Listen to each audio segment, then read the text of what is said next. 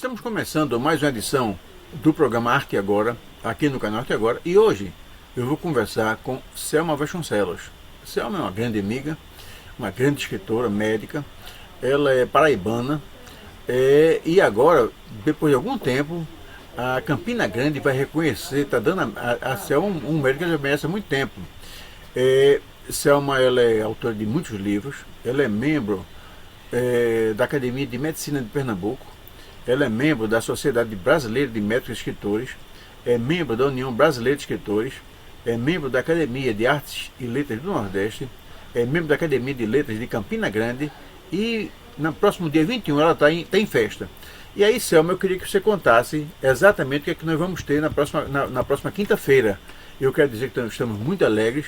Eu gosto muito de conversar com você, desse seu jeito de ser, essa sua alegria, essa sua espontaneidade.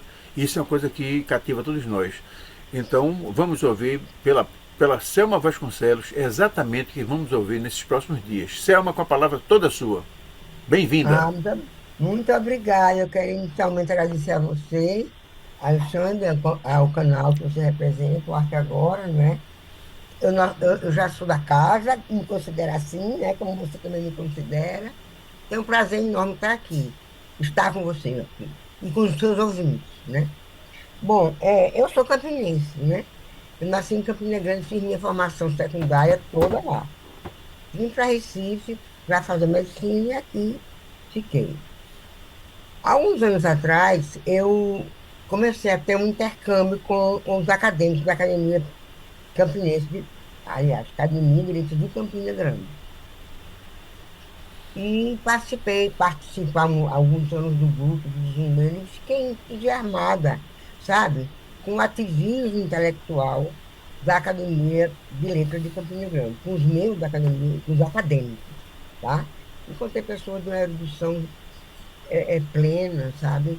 Enfim, e me entusiasmei e comecei a participar, e depois angariei o título alcancei o título de sócia correspondente, né, em Pernambuco, tá? E na última eleição, eu fui eleita para uma cadeira que estava vacante, né, para substituir com muita honra o acadêmico Evaldo Gonçalves de Queiroz, que é um paraibano também, eruditíssimo, além do escritor político, enfim. E é uma responsabilidade muito grande, mas que eu aceitei, né, carregá-la, porque é uma honraria para mim, tá? E voltar à minha terra pelo caminho das letras.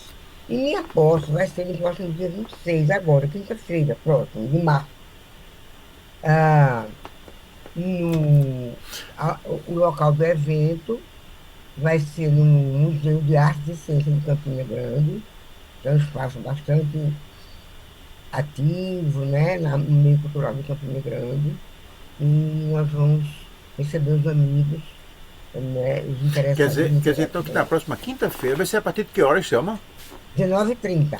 Então quer dizer o seguinte, então você que está em Campina Grande é uma cidade irmã de Pernambuco. Campina Grande É, é é. uma, não é, nós temos uma, quem é de Campina Grande e ainda não se sente pernambucano, um dia vai se sentir. E quem é pernambucano e ainda não se sente campinense, ainda um dia vai se sentir. É uma questão de, é uma afinidade que eu não sei como é que se É explica uma afinidade, porque esse.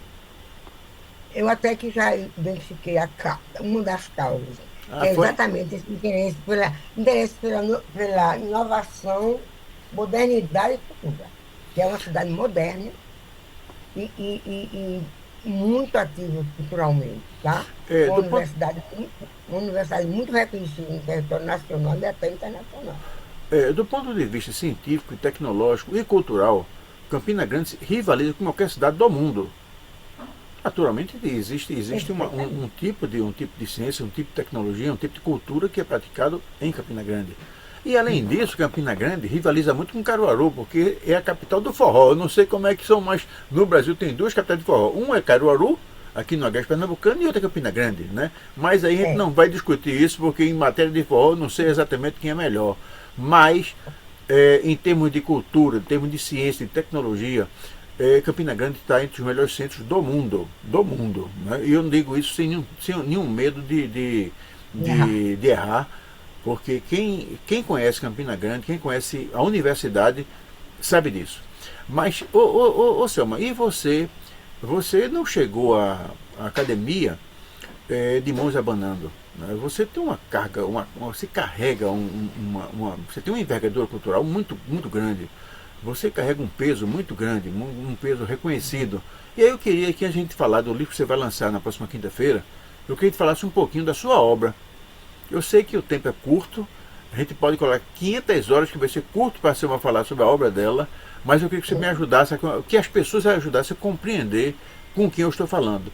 Eu estou falando com Certo. Selma Vasconcelos, que é um dos grandes nomes da cultura regional. Selma vai falar agora um pouco da obra cultural dela. Pois não, é um prazer. Assim, você sabe que eu iniciei muito cedo, né?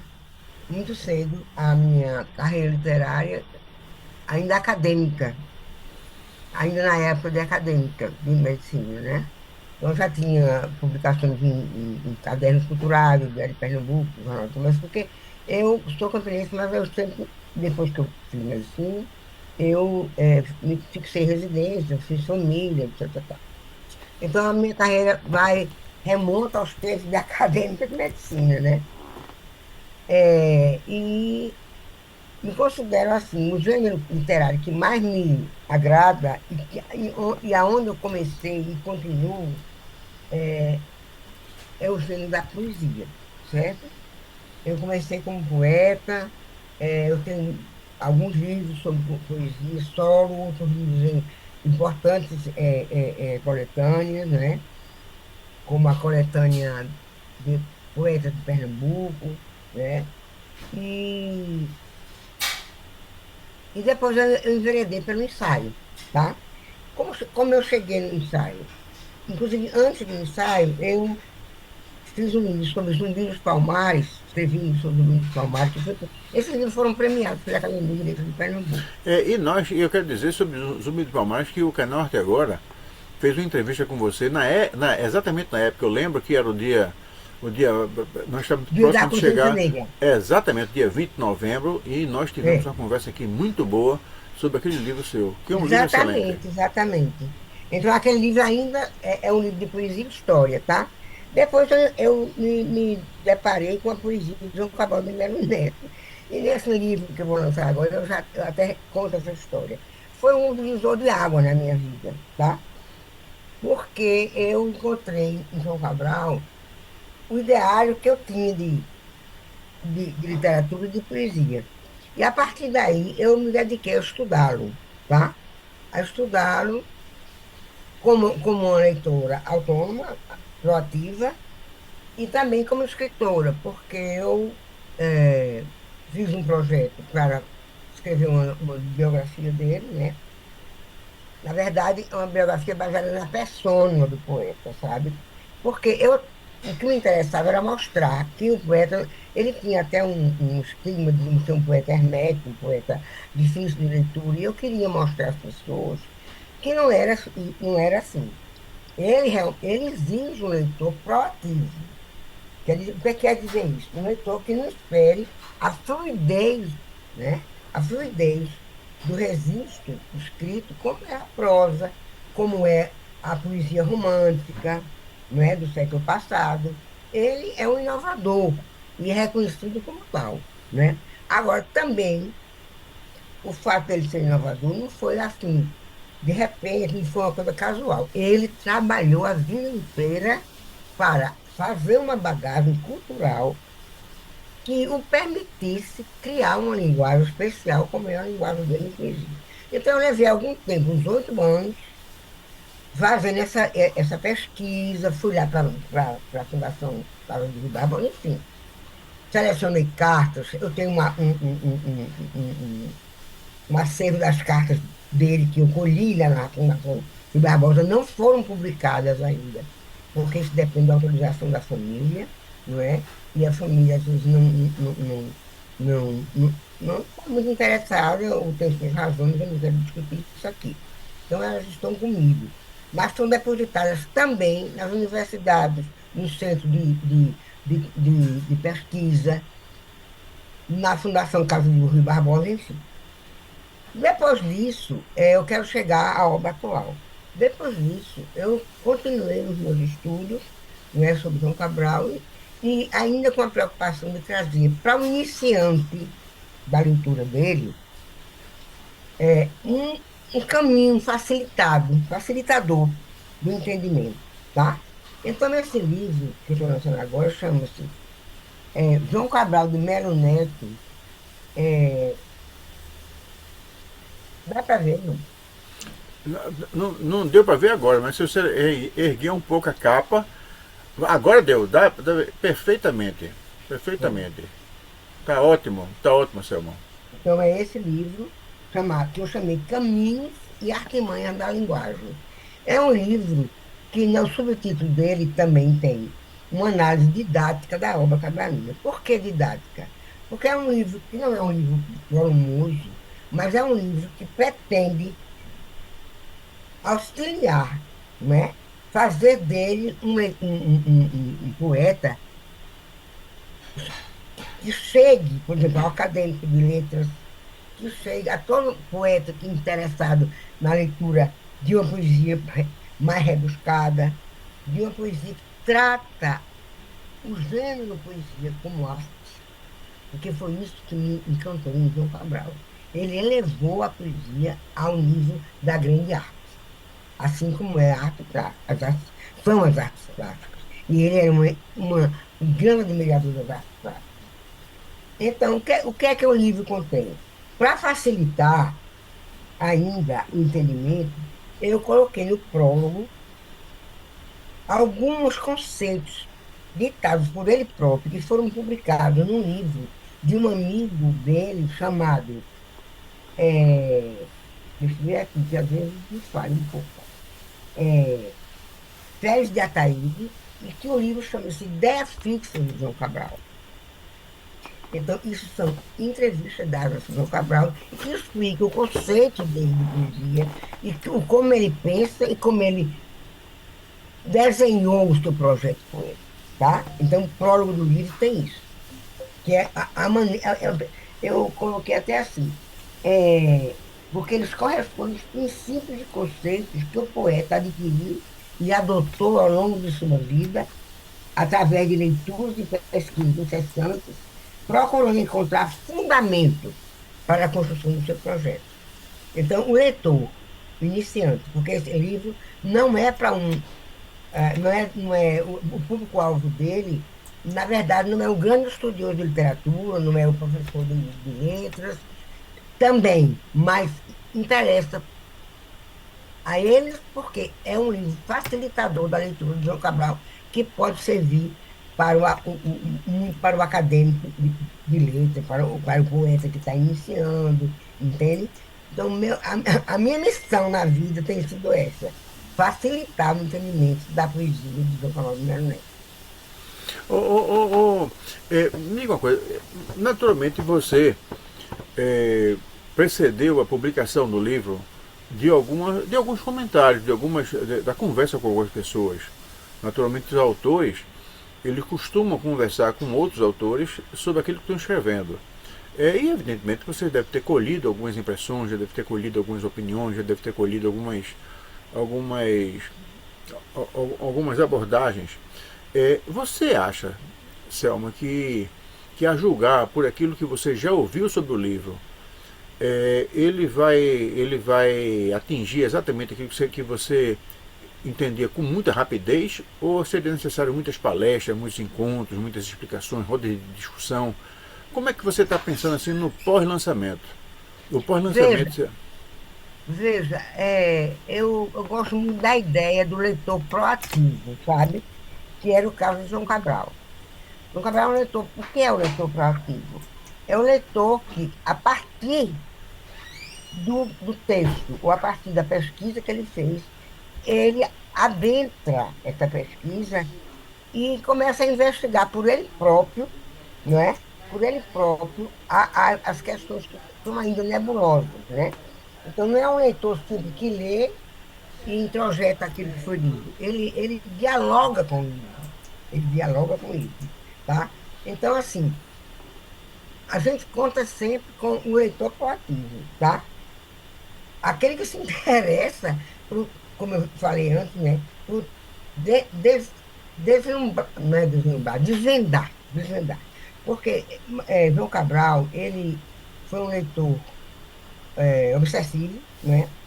Ele tem como lumen, como todos os grandes poetas têm, o Mallarmé, né? Que era um simbolista francês, né? E que procurou a vida toda encontrar o caminho da poesia pura, né? E o Mallarmé admitia que existe na grande poesia um mistério que ronda as palavras. Um mistério, isso todo escritor é ciente disso, de que as palavras elas não são suficientes, né, para desvendar o escritor, o grande escritor está dizendo, está querendo passar. Por isso que a poesia de João Cabral é uma poesia muito visual. Tá? O que é a poesia visual? Ele usa muito de imagens, porque a imagem é o veículo da palavra. Tá?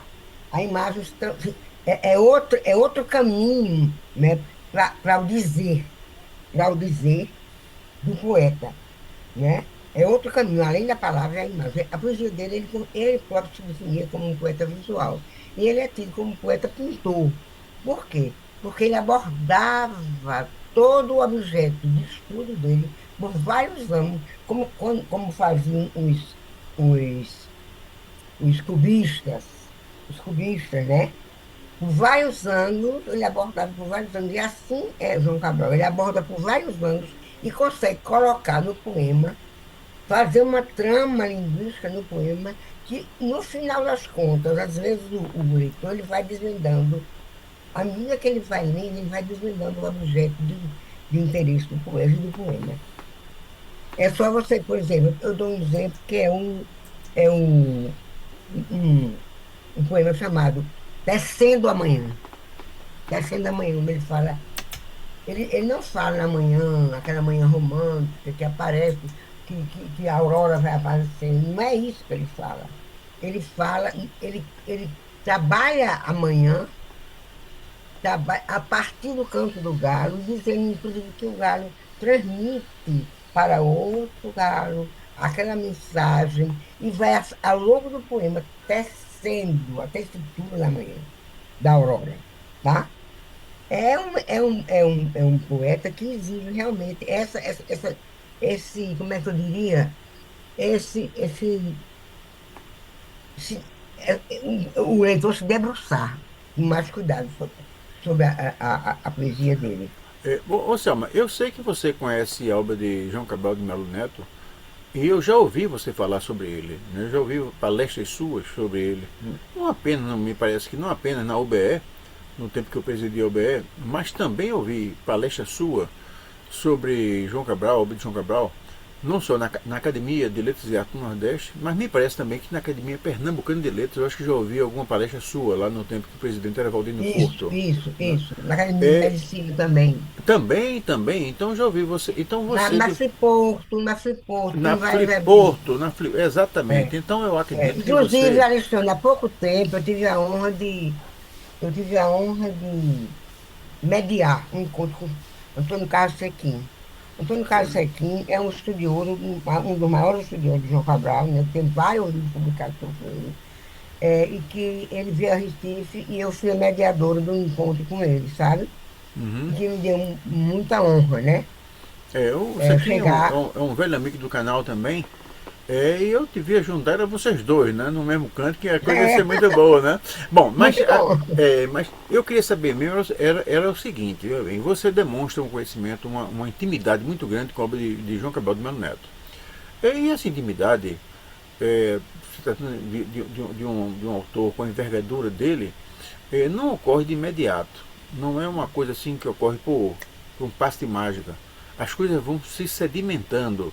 Você vai conhecendo, vai lendo, vai abordando e aquilo vai se somando e no final existe o resíduo que você tem hoje. Quer dizer, hoje você é uma profunda conhecedora da obra dele porque você foi acumulando ao longo do tempo esse conhecimento todo.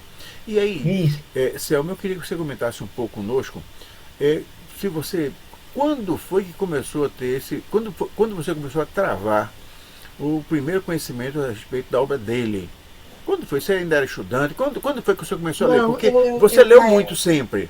Mas quando foi que não, você se debruçou sobre João Cabral de Melo Neto? foi na época da UBE, eu acho que tem uns 25 anos, né? Tem uns 25 anos. 25 a 30 anos, sabe? E que eu era, inclusive eu era assim, tida como uma pessoa meia outsider entre os poetas, entre os poetas do momento, porque gostava de João Cabral, né? Porque as pessoas ainda têm, a poesia ainda sofre isso. A poesia brasileira ainda sofre isso. Por quê? A confusão entre a grande poesia, né? A poesia é obra de arte e a poesia romântica, a poesia onde o eu poético é o próprio escritor, que isso, contra isso, João Cabral se rebelava. Ele dizia: o leitor não tem por obrigação de estar mergulhando nas emoções do escritor e que provocaram a escrita daquele poema. O leitor não tem. Não é isso que se espera da poesia. O que se espera da poesia é um debruçar-se sobre a realidade dos fatos, a realidade da vida, a realidade da paisagem, inclusive, da paisagem, e ele dizia muitas vezes, usava muito assim, reapresentá-la. Nós não vamos imitar a realidade, como faziam os impressionistas. Nós vamos rea- rea- reapresentá-la. Como? Através da escrita, através da palavra, através da imagem, através da metáfora, que ele usa bastante a metáfora, e usa magistralmente, né? A metáfora que vai se relacionando à medida que o poema cresce, tá? Ele tem, por exemplo, eu sou assim, eu acho que o poema dele chamado é, Uma Faca Só Lâmina, né? É, é um exemplo maior do grande trabalho dele com uma metáfora conceitual, quer dizer, que o próprio objeto é a metáfora, né? Então, o que ele diz, as pessoas falam assim, ele até declara isso em entrevista. As pessoas pensam que aquilo ali às vezes, as pessoas mal avisadas, pensam que aquilo ali é um poema sobre o gume da faca, sobre a violência. Aquele poema é um poema de amor, é do amor, porque ele fala que a sensação da ausência do objeto do amor dele, amoroso dele, estava nele como uma lâmina cortante. E depois ele achou pouco e ainda botou como um relógio que marca sempre o tempo que não sai, como se um relógio estivesse impregnado no corpo dele. Então, é a presença pela ausência, sabe? A presença pela ausência. Então, para chegar a esse entendimento, a gente tem que ler muito, né? E não é diferente dele. Ele, para chegar a escrever assim, ele leu demais. Ele foi se inspirar numa, eu não gosto dessa palavra, porque ele tinha pavor desse nome. Não é inspiração. Ele desacralizou esse poeta. João Cabral desacralizou o poeta iluminado pelos deuses. Aquela coisa que escreve de madrugada porque recebeu alguma coisa do eterno, do etéreo. Não. Ele diz que é joalheria. A poesia é um trabalho de joalheria com as palavras, tá? Você tem, claro que você tem o fator deflagrante, não é? Por exemplo, no caso desse, foi ele diz mesmo. Foi uma moça que ele apaixonou-se por ela e que não quis ficar com ele. Ele diz assim, é um poema de amor, entende? E que ele é, é, transferiu para a metáfora de quê? Do gume da faca cortante no corpo, do relógio que não para de tocar, que está impregnado ali, né? Para dizer que era uma ausência sempre presente, tá? Então, a metáfora, ele trabalha bastante com imagem e com metáfora. É um homem muito inteligente. Ô, Então, eu era Selma, tido como outsider. Eu era é, tido como outsider, porque eu gostava exatamente, eu gostava da poesia exatamente. mais elaborada, né? Exatamente. Bom, você disse que no começo da sua trajetória artística, você se debruçou muito sobre a poesia. Mais Foi. recentemente, né, com o passar do tempo, você começou a escrever muitos ensaios. É, E, naturalmente, você, para escrever ensaio, você teve que se debruçar sobre o objeto daquilo que você escrevia. E, exatamente. naturalmente, você começou a escrever também muito, estudar muito e ler muito sobre João Cabral de Melo Neto. E aí você escreveu sobre a poesia dele. Aí eu queria que você me falasse um pouco sobre a influência que ele teve na sua poesia. Depois que você começou a ler João Cabral, começou a estudar João Cabral, e você voltou a fazer poesia, você se sentiu assim muito influenciada pela obra dele, ou você continua seguindo a carreira de Selma e a carreira de João Cabral como se fosse em paralelo, ou se ele influenciou muito as coisas que você voltou a Não, escrever mais recentemente? eu me tornei mais cuidadosa, né? Mais cuidadosa com escrever poesia, tá?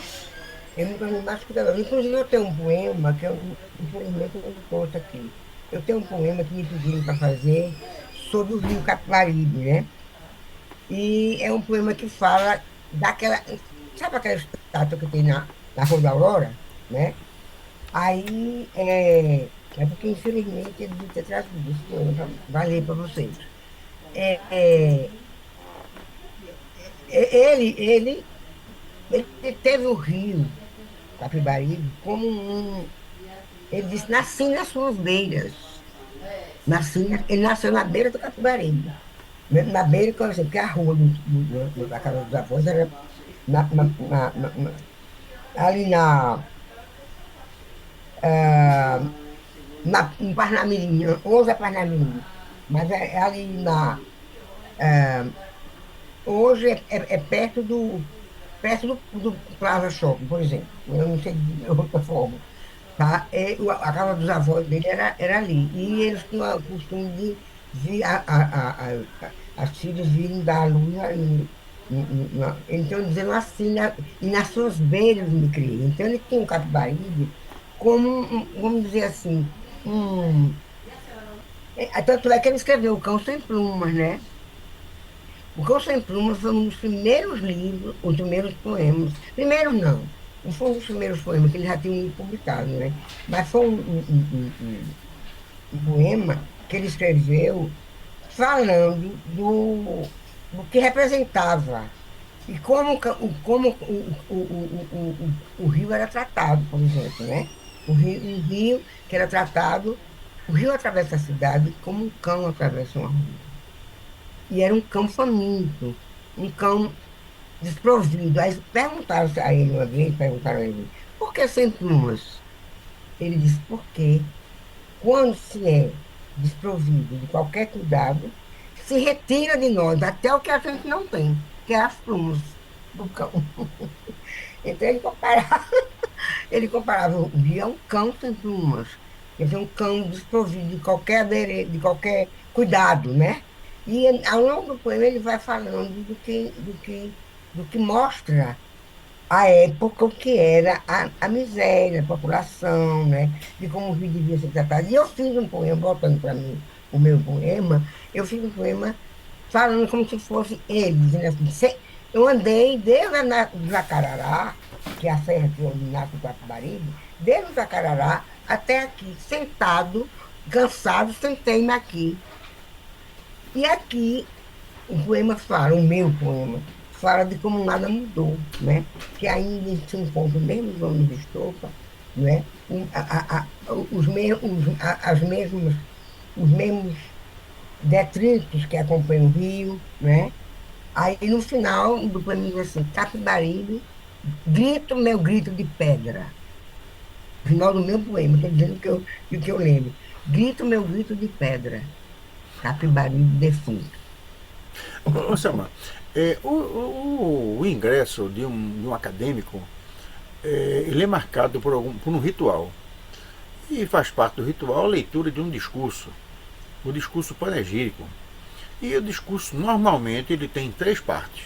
Né? Ele tem uma parte que se refere ao antecessor, na cadeira, uma parte que se refere à academia em si, e outra parte se refere ao ingresso e à obra daquele que ingressa, o neo-acadêmico. E no caso específico do seu ingresso na academia, nesta academia, tem uma coisa que é adicional, que é o lançamento do livro, que é um livro sobre João Cabral de Melo Neto. Aí eu queria que eu estou curioso em relação ao discurso. Como é que você pretende fazer o discurso? Como é que vai ser? Ou é segredo? Ou você pode adiantar alguma coisa para a gente? Não é Ou se segredo. vão ser duas coisas distintas, se você vai falar durante o lançamento e vai falar antes, ou se vai ser uma peça Não, não, não, única, como é que vai veja. ser? Eu sou uma pessoa, agora eu vou confessar. Eu sou uma pessoa meio avessa a lançamento, viu? Eu sou meio avessa, sempre fui.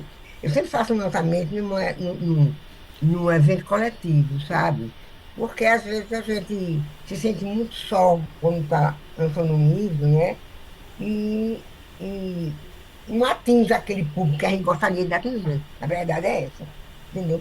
Então, esse lançamento não é o fulcro do evento, não é o fulcro do evento. Eles veem, porque inclusive esse livro estava sendo trabalhado há algum tempo, tá? Há algum tempo. Eles veem como um adicional, sabe? Eu não vou me deter, né, no cerimonial sobre esse lançamento. O lançamento vai ocorrer, o livro vai estar lá, as pessoas que tiverem interesse vão lá, adquirem o livro e tal, não é? Mas o foco do evento, quer dizer, o objetivo, o objeto, né, de atenção é realmente a minha posse, tá? Então, por isso que, como eu sou avessa a lançamento individual, eu aí aproveitei um momento, né, para atingir um público interessado em literatura, que é o público acadêmico, que é o público estudioso de literatura, né, que é o público de cultura em geral, que deve me prestigiar lá, assim espero, né? Então, para fazer o lançamento. Mas o discurso, ele é como você falou. O discurso nós temos como protocolar, protocolo das academias, e não é diferente na Academia de Campina Grande, da qual eu sou muito vaidosa, na verdade, de passar a integrar, porque é minha, em princípio é porque é minha terra, né? E depois pelo reconhecimento que ela me deu, certo? Então, eu vou falar sobre o patrono, que é protocolar, o patrono, né, que é Samuel Vital Duarte, e o antecessor, que é o Evaldo Gonçalves de Queiroz. Para sorte minha, são figuras luminares, luminares, que eu até me sinto assim, com muita responsabilidade em assumir essa cadeira, certo? Porque são pessoas que conseguiram conciliar o ativismo político, ambos foram políticos, ambos foram acadêmicos, da Academia Paraibana de Letras e da Academia de Campina Grande. A história é muito semelhante, ressalvado o espaço do tempo entre um e outro, né? Evaldo, por exemplo, que é o meu antecessor, né, que eu vim tomar conhecimento da obra dele, claro que depois que eu fui eleita, né, e que tinha esse encargo, esse interesse em trazer a público a biografia dele. E para dizer melhor, eu elaborei um documentário, um documentário para tornar mais atraente. Inclusive, ao invés de estar falando a biografia, eu vou apresentar um documentário que foi fruto de pesquisa minha. Inclusive, eu estive no escritório do doutor Evaldo, né, que é o meu antecessor, e lá Alexandre, o filho dele, foi muito delicado, foi comigo até o escritório, a gente vasculhou o escritório, vasculhou as obras, fizemos fotografias, e, enfim, a gente compôs esse documentário, tanto sobre a vida do patrono, porque você sabe que o patrono é o inspirador da cadeira, né? É o perfil, né, onde os que vierem depois têm que se espelhar, né? Então, eu fiz um documentário sobre o Samuel, o doutor Samuel, né, o patrão, e um documentário sobre Evaldo, que vai, com certeza, atrair a atenção de quem estiver no lançamento. Muito mais do que se eu fosse fazer isso falando, Quer né? dizer então que você vai e é uma coisa inovadora, é uma coisa, eu não diria revolucionária, porque a Selma ela é revolucionária pelas coisas que ela faz e deixa. Mas vamos dizer assim, o discurso panegírico, vai ser uma peça que vai juntar diversas, vai ser multicultural, né? porque as linguagens artísticas vão se compor Isso, uma parte literária e são uma duas parte linguagens. audiovisual, né? São linguagens Isso, que se compõem para dar uma mensagem, para reforçar a mensagem do discurso panegírico. Isso é uma coisa é. nova também, então se alguém tem dúvida do que vem a ser Selma Vasconcelos, é só olhar para esses pequenos detalhes da vida dela que a gente vai compondo exatamente uma personalidade, uma figura que enriquece onde quer que ela esteja. Mas Selma, Muito é, obrigada. mas você sabe, e isso é uma coisa que a gente já vem comentando há muito tempo, né? Mas Selma, tem uma outra coisa que eu queria que você. Nós estamos partindo já na reta final Sim, desse nosso encontro. eu quero antes fazer uma, em nome da justiça, que quem me auxiliou muito na composição desse documentário foi o Galdino, o Galdino, né? Tá Galdino, lá, né? o crédito está lá, porque ele foi realmente uma figura muito importante, sabe? Então, em nome da arte, eu agradeço também ao Galdino por ter dado esse impulso nesse documento básico que é o discurso panegírico com essa vertente multiartística, né? Com essas linguagens que se compõem. Mas Selma, eu sei que você é uma mulher da cultura, e as pessoas de cultura, elas têm uma espécie assim de fogo interno que nós não deixa parar. Não acaba, não, eu vou parar, vou descansar, mas não consegue. Fica o tempo todo com coisas novas, né? E agora você está cumprindo assim, uma fase muito importante da sua vida, quer dizer, entrando, fazendo um ingresso numa academia muito importante, lançando mais um livro muito importante, mas seguramente você já está lá no fundo, lá atrás, pensando já em outra coisa. O que é que a gente pode esperar, Selma, nessa nova fase da Selma Vasconcelos? O que é que vem por aí? Eu tenho um projeto, sim, que é fazer uma compilação de toda a minha produção em poesia, sabe? Porque, inclusive, ela tem fases, como todo escritor, né? A gente sabe disso, né? Que a gente tem fases. Por que a gente tem fases? Porque a idade, o olhar para a vida vai mudando, né? Os acontecimentos, o panorama da realidade em que a gente vive vai mudando. E isso toca, vamos dizer, o artista, né? Isso toca o artista, né?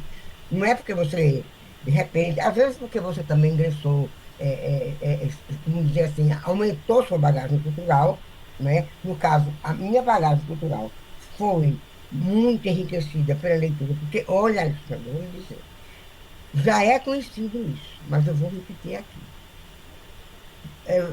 João Cabral de Melo Neto é um dos escritores mais estudados no mundo, que você imaginar, de ângulo de pesquisa diferente sobre João Cabral, você encontra. Entendeu? Então, assim, essa leitura que antecedeu a formação do livro, me deu realmente uma bagagem muito boa, muito grande, sabe? Então, a gente vai ver as fases, que eu volto na questão das fases, as fases vão mudando, tanto no artista plástico, como no escritor, não é? Vai mudando, porque muda a realidade, nem mudamos nós, né? O nosso olhar vai se aprofundando, vai ficando mais seletivo, né? Vai ficando mais econômico, porque um dos princípios fundamentais da poesia de João Cabral é a economia de palavras. Ele dizia assim: vivo com 20 palavras, abelhas domésticas. O que quer dizer isso? Palavras que eu conheço, palavras que eu transito bem com elas, né? Então, um dos aspectos da poesia dele é a economia de palavras, né? Ele não admite. Olha, tem um poema que eu aqui quero deixar como uma mensagem para quem quiser entender os princípios da poesia dele, que chama-se Psicologia da Composição. Psicologia da Composição é um ideário do projeto poético de João Cabral. É um ideário, porque ali estão lindissimamente escritos como poesia, mas estão todos os princípios de economia de palavras, né? De não ao acaso. Ele não admitia que o poeta, por preguiça, entre aspas, ou por pouco zelo, terminasse um poema ou introduzisse um poema, uma palavra que fosse bastante estudada, bastante observada, bastante vista como como ideal para aquele momento, sabe? Então, esse poema, Psicologia, que é um dos poemas primeiros dele, viu? Um dos livros, primeiros não, mas um dos livros que antecedeu até, se não me engano, o Constantino, um pouco antes, ou um pouco depois do Constantino. Quem quiser entender, comece por aí. Psicologia da composição. É uma beleza. Bom, Então, nós, esse projeto meu vai sair, viu? eu tenho certeza. A Não, compilação e que eu é quero dizer de poesia. antemão que o canal Arte Agora estará junto com você.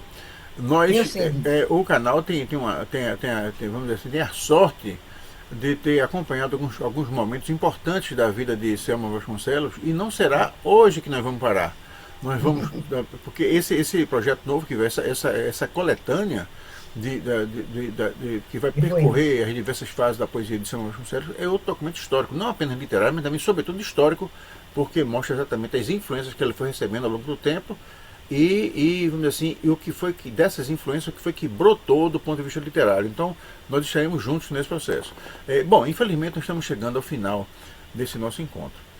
Eu lembro a todos que no próximo dia 26, à noitinha, nós vamos ter a posse de Selma Vasconcelos na Academia de Letras de Campina Grande.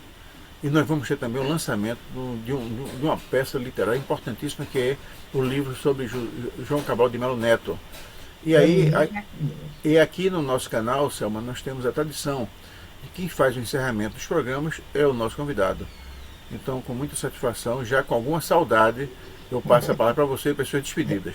Com todos nós, Bem, Selma Vasconcelos. primeiramente, eu quero dizer a minha alegria em ser uma pessoa bem-vinda ao seu canal, né? Você já declarou isso é muito bom para mim. Nós somos amigos de longas datas, não é? Essa amizade se fortalecendo. E agora está mais forte do que nunca, vigorosa. Primeira coisa. A segunda coisa é agradecer publicamente a Academia de Letras de Campina Grande, na pessoa do seu presidente Télio Farias, né? Presidente Télio Farias, que é um escritor, que é um estudioso do estudioso de, agora, não é possível que eu vá, do pintor de areias, o pintor de areias, ele vai me desculpar. É, mas é um livro magnânimo, né? E, em terceiro lugar, convidar todos é, para estarem comigo, né? No dia 26/2, no Museu de Arte e Ciência de Campina Grande. Serão todos bem-vindos. Nós teremos uma noite que eu preparei com muito zelo e espero o prestígio da presença de todos. Pedro Américo, o pintor que o presidente Télio Farias escreveu e que está muito bem recebido por aqui, um livro maravilhoso, é Pedro Américo, que é de Areia, na Paraíba. E é um pintor de muito renome, quem pintou a tela de Ipiranga, do Luiz de Ipiranga. É paraibano. Tchau. Muito obrigada. Até depois com as poesias, viu? Até logo, Selma. Um abraço a você. Até logo. Tchau, tchau. Tchau, tchau. Selma, uma beleza de conversa. Você é encantadora. Você, com esse seu jeitão aí, você consegue conquistar qualquer público. Selma, esse programa vai ser, eu vou editar essa nossa gravação. Na próxima, a sua posta é no dia 26, que é a É na quinta-feira. quinta-feira. Então, na quarta, esse programa vai ao ar. Eu mando antes o link para você poder fazer a divulgação com quem você quiser. Tá certo? Isso. Tá bom, moça? Abraço, Um obrigada, beijo para viu? você. Até logo. Tchau, tchau. Tchau, tchau.